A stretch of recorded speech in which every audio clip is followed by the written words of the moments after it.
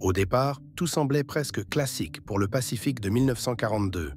Une opération de débarquement alliée visant à reprendre pied dans l'archipel des Salomon, à sécuriser une piste d'aviation cruciale et à couper l'élan japonais dans une zone charnière des routes maritimes.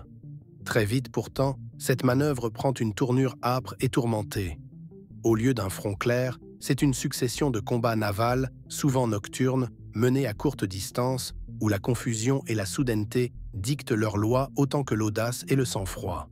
Les forces impériales japonaises cherchent, nuit après nuit, la faille, un intervalle, une désorganisation, un capteur mal compris, pour frapper et s'éclipser.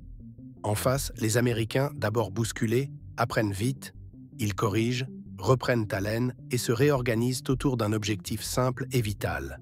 Maintenir en service Henderson Field, la clé de tout le dispositif, l'œil et le point de Guadalcanal. Les heures qui suivent la première nuit d'affrontement sont lourdes de bruits et de rumeurs. Éclats de coques, épaves qui dérivent, blessés récupérés à la hâte, commandements qui se réarticulent. Ceux qui ont vécu la veille parlent d'une bataille comme on n'en voyait plus. La mer striée par les gerbes, des silhouettes qui surgissent au-delà des panaches, des ordres laconiques suivis d'un vacarme de tourelles. Pourtant, l'essentiel est là. L'ennemi n'a pas fait taire l'aérodrome et l'aube trouve encore des appareils prêts à décoller. Cette réalité très concrète, pouvoir lever des avions au petit matin, pèse plus que les communiqués. Elle signifie que les convois japonais n'approcheront plus à découvert, que chaque tentative de ravitaillement ou de bombardement devra désormais se jouer contre la montre et sous la menace. Il faut dire que la mémoire des revers récents hante tous les esprits. Quelques mois plus tôt, des croiseurs alliés ont sombré dans une nuit cruelle, et l'on a compris, dans la douleur, qu'un instrument nouveau, le radar, ne pardonne ni l'hésitation ni l'ignorance. Mal employé, éteint par prudence ou laissé à des opérateurs peu écoutés, il ne vaut guère mieux qu'une lampe voilée. Intégré, maîtrisé, il devient une paire d'yeux supplémentaires, infaillible au moment où l'œil humain trébuche. À Guadalcanal, ce basculement se jouera précisément là. Non pas dans l'existence du radar en soi, mais dans la manière ferme et tranquille de s'en servir. De la veille au premier coup de canon, puis de la première salve au cessez-le-feu. Sur le papier, la puissance japonaise fait encore impression. De bons équipages, des croiseurs nerveux, des destroyers rapides, un cuirassé aguerri revenu pour achever le travail. Mais la mer nocturne ne fait pas de cadeau à qui hésite une seconde, et la mécanique américaine, encore cabossée, montre désormais une cohérence nouvelle. Les transmissions se simplifient, les rôles se resserrent, les chefs fixent quelques principes. Ne pas tirer avant de savoir, tirer juste quand il le faut, et couper court aux doutes par la mesure et par l'écoute des hommes de veille. De telles décisions ne se prennent pas dans un bureau. Elles se gagnent dans la fumée âcre des passerelles et sur le métal chaud des tourelles. Au centre de ce dispositif, deux cuirassés qu'on disait déjà en retrait à l'ère du porte-avions s'avancent pourtant vers la zone d'action. USS Washington et USS South Dakota. On pourrait croire qu'ils n'ont plus voix au chapitre. C'est l'inverse cette nuit-là. Bien employés, masqués par la nuit, guidés par la vision électronique, ils retrouvent une pertinence presque intemporelle. Stabilité de plateforme, précision des 406 mm, résistance aux coups durs. Leur mission n'a rien d'un geste théâtral. Il s'agit de barrer la route à un bombardement annoncé d'Henderson Field, et si l'occasion se présente, d'arracher à l'adversaire l'outil qui lui permettrait de dicter sa loi à l'aube. Le commandement s'appuie sur un homme dont la réputation dépasse la simple compétence. Un chef calme, technicien autant que marin, obsédé non par la nouveauté pour la nouveauté, mais par l'usage juste de ce qui peut sauver des vies et changer une nuit. Ces équipes plaisantent parfois en disant qu'il connaît le radar mieux que quiconque à bord. Au fond, elles savent qu'un tel savoir compte pour deux au moment de décider d'ouvrir le feu ou de retenir la salve. Dans l'approche, chacun retrouve ses réflexes. On réduit la vitesse, on nettoie les scopes, on vérifie les circuits, on répète les procédures comme un leitmotiv contre la peur. Les mots sont rares, l'écoute fine. On sent la mer, on pèse le vent, on guette le faux écho. Plus loin au sud, la force ennemie remonte, sûre de retrouver la liberté d'action qui lui a si souvent souri dans la pénombre. Le plan est éprouvé. Frapper la piste, neutraliser les avions au sol, et laisser au convoi la fenêtre nécessaire pour décharger hommes et matériel. C'est une manière de guerre en soi, rythmée par l'alternance du jour et de la nuit. De jour, le ciel allié surplombe Henderson. De nuit, les colonnes japonaises espèrent reprendre la main sous couvert de l'obscurité et de la surprise. Sauf que cette fois, la nuit ne leur appartient plus totalement. À l'horizon, rien que l'ancre. Sur les ponts, une tension douce, presque un silence appliqué. On connaît par cœur les bruits. Le léger cliquetis d'une culasse, le pas mesuré d'un bosco, la voix étouffée d'un chef de pièce. La bataille qui vient ne sera pas une marche triomphale. Ce sera une confrontation à bout portant, avec des décisions prises en secondes, où une panne d'électricité peut tout bouleverser, où un projecteur malheureux peut trahir une silhouette, où un opérateur qui garde son sang-froid vaut un canon supplémentaire. Dans cette économie de gestes et de choix, Henderson Field n'est pas un symbole, c'est un enjeu vital. Tant que la piste vit, les avions peuvent sortir au petit matin et tout le théâtre d'opération en est transformé. Voilà le décor. La suite, le contact, les salves, l'instant où l'obscurité cesse d'être un voile pour devenir un avantage, appartiendra à cette poignée d'heures où la technologie et la discipline donneront à un seul cuirassé la possibilité d'éteindre la force de frappe la plus redoutée de la nuit. Mais avant cela, il faut accepter la patience, tenir la ligne et croire que la première vision nette sera la bonne. Cette nuit-là, pour beaucoup, la guerre sur mer va changer de visage. On n'avance plus en aveugle, on avance éclairé autrement, et c'est parfois toute la différence entre une épave de plus et une piste qui vrombit encore au lever du jour.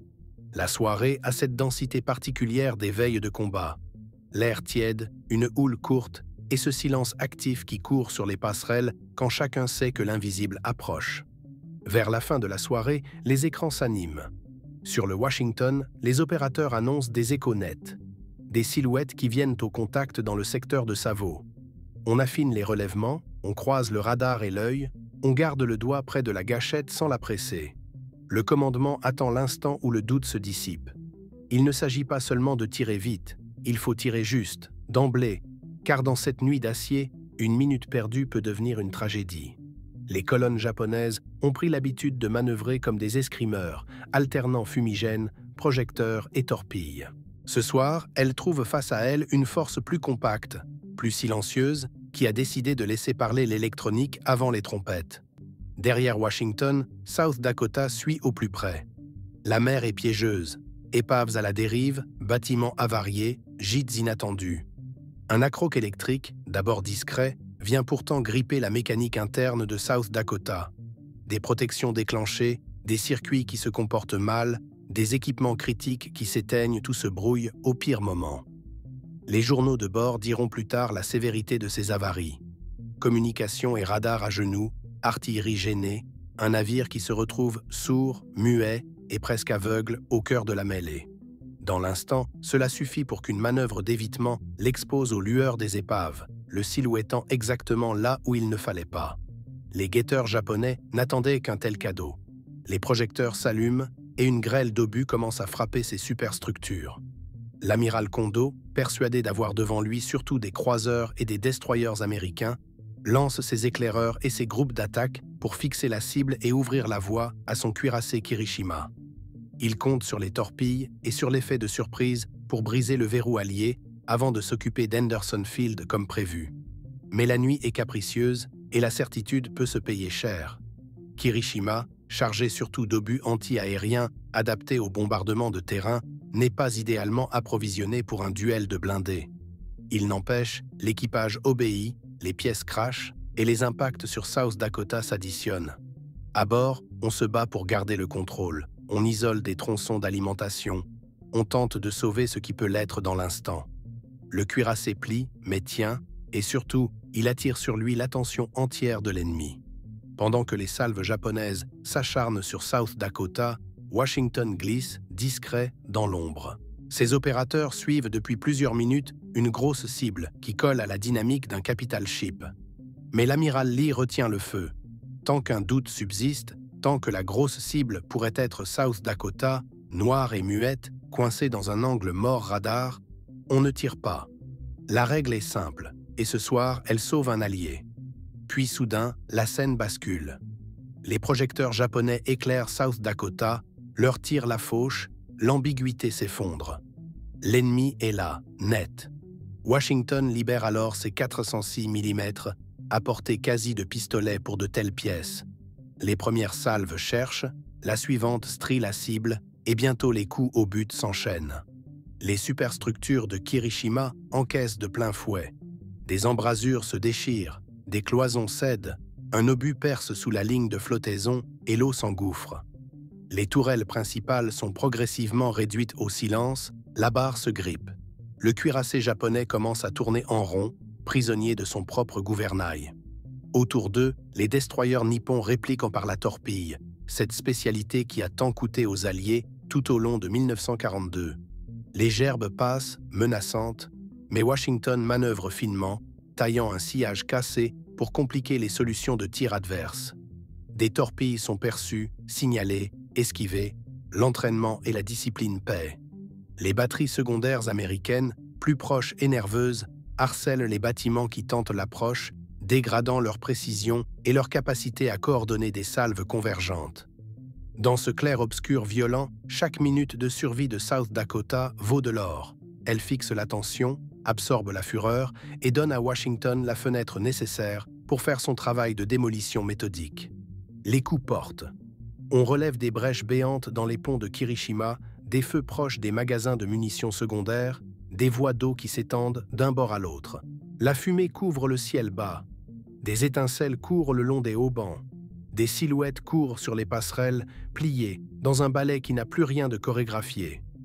Kirishima tente bien de mordre encore, mais ses 356 mm ne trouvent plus leur solution. La stabilité manque, la conduite de tir vacille, la réactivité décroche. Washington, elle, garde le tempo, salve, correction, salve, jusqu'à la rupture complète du potentiel offensif adverse. La scène, brutale et brève, raconte aussi une vérité de 1942. L'obscurité n'avantage plus automatiquement les marins de nuit japonais. Désormais, l'Allié peut voir sans se montrer, frapper sans prévenir et imposer la cadence. Peu avant 1h du matin, sentant la partie compromise et ses unités dispersées, le commandement japonais déclenche le repli général. Quelques essais de torpillage, ultimes, cherchent à punir le cuirassé américain. Ils échouent. Washington choisit de tirer au large, de remonter vers le nord-ouest, afin d'éloigner la meute de Guadalcanal et de couvrir, à distance, le désengagement de South Dakota. Ce n'est pas une fuite, c'est une manœuvre de raison qui conserve l'essentiel et évite de transformer la victoire tactique en pari hasardeux près des hauts-fonds. Derrière lui, Kirishima agonise, désemparé, en feu, inondé. La nuit a tranché. Dans le vacarme des tourelles et des projecteurs, une idée simple s'impose aux combattants. L'avantage ne vient plus seulement du calibre, mais de la capacité à voir dans la nuit, à trancher l'incertitude plus vite que l'adversaire. Ce soir-là, la supériorité ne tient pas à des équipages miraculeux, mais à l'intégration disciplinée d'une technologie qui transforme l'obscurité en allié. Une chaîne complète qui relie détection, conduite de tir et décision, sans précipitation ni gesticulation. L'innovation, prise isolément, n'est rien. Incorporée à une méthode claire, elle devient un multiplicateur de puissance qui permet d'ouvrir le feu quand l'ennemi ne fait encore que chercher ses repères. Ce basculement doctrinal se lit dans les gestes sobres. Attendre la fin de l'ambiguïté avant la première salve. Refuser la tentation d'illuminer trop tôt. Laisser l'adversaire parler le premier quand il dévoile sa silhouette, puis écraser sa capacité offensive en quelques minutes. La nuit ne protège plus nécessairement celui qui croit la dominer. Elle punit désormais le projecteur mal maîtrisé, la manœuvre trop sûre d'elle, l'hésitation devant un écho mal interprété. Pour les marins, cela signifie apprendre une nouvelle grammaire, écouter les opérateurs autant que les jumelles, garder l'allure qui convient au capteur, régler l'artillerie au rythme du calcul plutôt qu'au seul instinct. Cette sobriété paie, et elle sauve, à la fois les navires et la mission. À l'aube, la conséquence est immédiate et très concrète. L'aérodrome d'Henderson reste opérationnel et les appareils américains sortent de leurs abris pour frapper ce que la nuit a désorganisé. Privés d'une couverture lourde intacte, les bâtiments japonais qui escortent les transports se retrouvent exposés aux attaques venues du ciel, et les convois, si longtemps espérés, se consument à portée de côte. Le plan initial, écraser la piste de nuit, protéger le convoi, imposer le rythme, se défait point par point. Il ne s'agit pas seulement d'un revers tactique, mais d'un décrochage d'initiative qui pèsera sur toute la suite de la campagne. L'adversaire ne parvient plus à neutraliser la base aérienne et l'Allié reprend l'habitude de choisir quand et où frapper dans les Salomons. Pour les équipages américains, la leçon est rude mais nette. L'outil n'est décisif que s'il est bien servi. On verrouille les procédures de nuit, on blinde les circuits électriques contre les pannes en cascade, on simplifie les ordres d'engagement, on entraîne les équipes à traiter l'ambiguïté sans panique. Dans les états-majors, on comprend également que l'équilibre entre cuirassés, destroyers et aviation basée à terre doit être pensé comme un système. Chacun protège l'autre et personne n'agit en solo plus longtemps qu'il ne faut. Cette compréhension systémique, patiemment acquise, explique autant la victoire que le bruit des salves, et elle prépare les affrontements suivants où l'ennemi ne bénéficierait plus du même effet de surprise. Au plan symbolique, la nuit consacre aussi une singularité rarement atteinte dans la guerre moderne. Un cuirassé qui, grâce à la discrétion et à la précision, réduit au silence un homologue en quelques séquences de tir, sans illumination tapageuse ni escorte pléthorique dans la phase décisive. Cela nourrit des récits héroïques, bien sûr, mais les marins retiennent autre chose. L'importance de l'écoute, du tempo, de la retenue avant le premier coup, cet art, presque musical, d'entrer au bon temps pour que chaque salve compte. C'est une victoire du sang-froid autant que du métal, et c'est peut-être la meilleure définition de la supériorité recherchée dans ces nuits de 1942. À l'issue de ces nuits décisives, le résultat est clair. L'offensive japonaise pour écraser Henderson Field échoue et la dernière grande tentative de ravitailler massivement Guadalcanal est brisée, ce qui enlève à Tokyo l'initiative dans les Salomons et inverse durablement la dynamique de la campagne. Le prix payé en mer reste élevé des deux côtés, mais la balance stratégique penche vers les Alliés. L'aérodrome fonctionne à l'aube, l'aviation repart en mission et les convois adverses, privés de couverture lourde cohérente, subissent au jour des frappes destructrices qui condamnent l'effort de renforcement prévu. Au-delà des coques coulées et des ponts ravagés, c'est l'architecture même de la puissance qui se recompose. La combinaison d'une base aérienne tenue coûte que coûte, de bâtiments de surface capables d'imposer un duel à la nuit et d'un commandement qui assume la patience autant que l'audace, redonne aux forces américaines la liberté de choisir le tempo des opérations. À mesure que s'égrènent les semaines, cette liberté se traduit très concrètement par l'étouffement logistique de l'adversaire.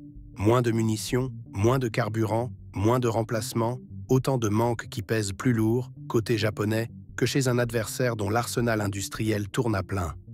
La campagne ne s'achève pas en un jour, mais l'impulsion est donnée. À partir de novembre 1942, l'ennemi ne parvient plus à imposer de bombardements nocturnes impunis sur la piste, et chaque tentative de convoi se heurte à un ciel redevenu hostile au lever du jour. En février 1943, l'évacuation japonaise scelle ce qui est désormais assumé. Guadalcanal passe sous contrôle allié, et la première grande victoire offensive américaine dans le Pacifique cesse d'être un pari pour devenir un point d'appui, logistique et moral, en vue des campagnes suivantes. Les chiffres, dans leur froideur, racontent l'ampleur du basculement. Des pertes navales japonaises lourdes et difficilement remplaçables, sur fond d'une industrie sous tension, alors que l'adversaire met en ligne de nouveaux bâtiments à un rythme soutenu. Pourtant, réduire l'héritage à une balance de tonnage serait manquer l'essentiel. La bataille a validé une méthode, une manière d'articuler détection, conduite de tir, manœuvre prudente et frappe décisive, qui servira de matrice à d'autres victoires, en mer comme dans les airs.